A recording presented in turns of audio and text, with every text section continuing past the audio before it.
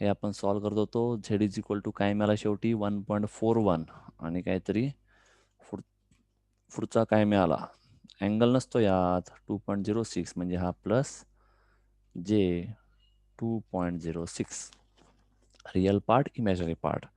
सगळ्यांना हे आन्सर मिळालं का? यात काही डाऊट आहे का?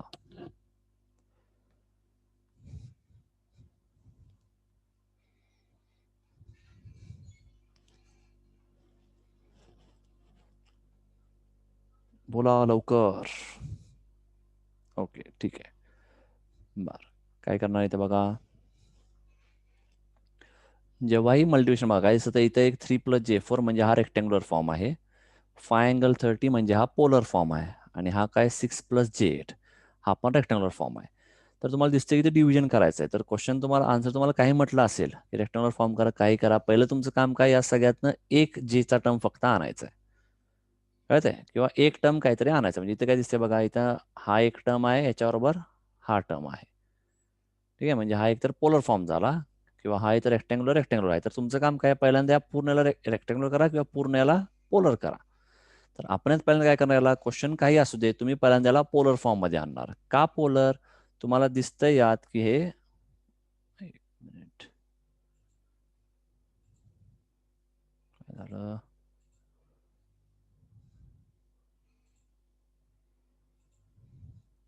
ठीक आहे. तर यात तुम्हाला काय दिसतंय यात की डिव्हिजन करायचं आहे. तर डिव्हिजन मल्टिप्लिकेशन दिसतंय म्हणजे आपल्याला पोलर फॉर्मच लिहायचं आहे. तर सगळ्यात पहिलं काम तुमचं काय, आपण स्टेप बाय स्टेप करूया. 3+J4 ला आणा पोलर फॉर्म मध्ये. कसं आणणार, कॅल्सी घ्या, कॅल्सीमध्ये पोल बटन प्रेस करा, त्यात टाईप करा 3 आणि कॉमा नंतर +4 आहे म्हणून 4 टाईप केला. मायनस तर आपण -4 टाकला असता. 3,4 टाईप केला की तुम्हाला काय मिळाला, फाय, आणि अँगल काय मिळाला होता,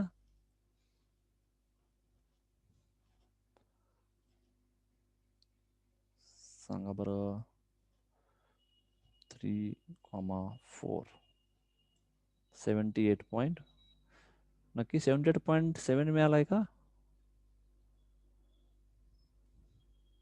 वैदे 53.13. बरोबर, दीक्षा चुकलेला आहे. कॅल्सी चेक करा. ठीक आहे, सगळ्यांना 53.13 भेटत आहे, तर आपण 53.13 लिहूया. दीक्षा चुकवलीच वाटतं. ठीक आहे, पुढं नेक्स्ट बघा. हा झाला कोणता, पहिला. नेक्स्ट काय कन्वर्ट करणार आता पुढे, आणि काय दिसते पोलर मध्ये, 6+J8. मी तुमच्या वर्षाला लिहितोय बरं का, मी कॅल्क्युलेशन करत बसत नाहीये. मी तुम्ही म्हणताय त्याप्रमाणे मी लिहितोय. याचा अँगल सांगा मला काय मिळतोय. पुन्हा सेम पोल 6,8. हा 10 मिळतोय, डायरेक्ट कळतंय आपल्याला 6 आणि 8 असल्यामुळं. अँगल काय मिळतोय, सेम मिळाला 53.13. याच म्हणताय ना 53.13, नाही तर मग असं सांगत असाल.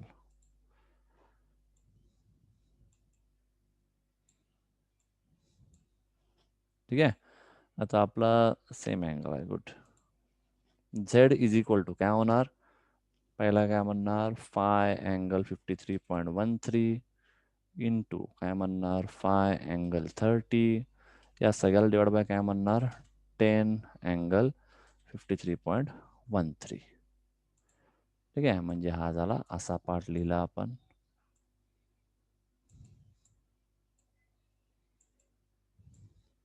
ठीक आहे, तर हा पार्ट काय मिळेल, आता मल्टिप्लिकेशन डायरेक्ट करणार. काय म्हणतो, मल्टिप्लिकेशन करताना डायरेक्ट मल्टिप्लिकेशन करा.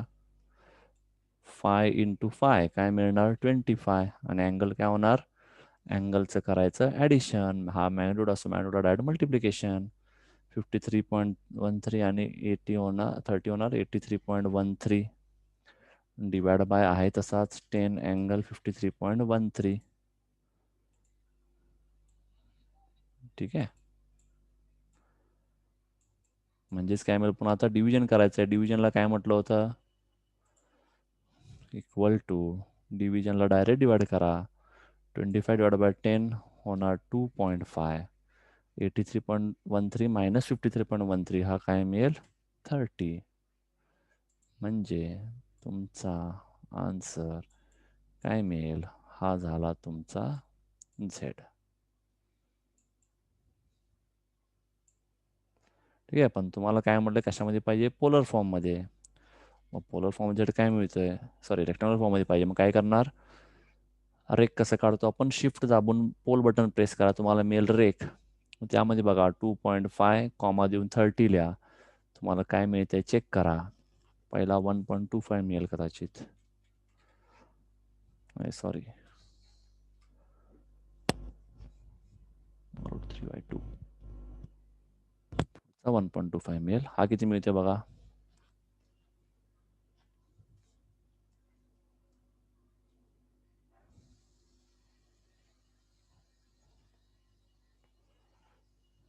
काय किंवा 2.16 2.15 का काय घ्यायचं नेमकं, काय आहे का दोन्ही पण नाही, वेगळंच काहीतरी आहे. 2.165 म्हणजे 2.17. ठीक आहे, आणि पुढं काय म्हणणार, जे 1.25. हा झाला तुमचा आन्सर. कळलं सगळ्यांना? आता कोणाला डाऊट आहे का यात?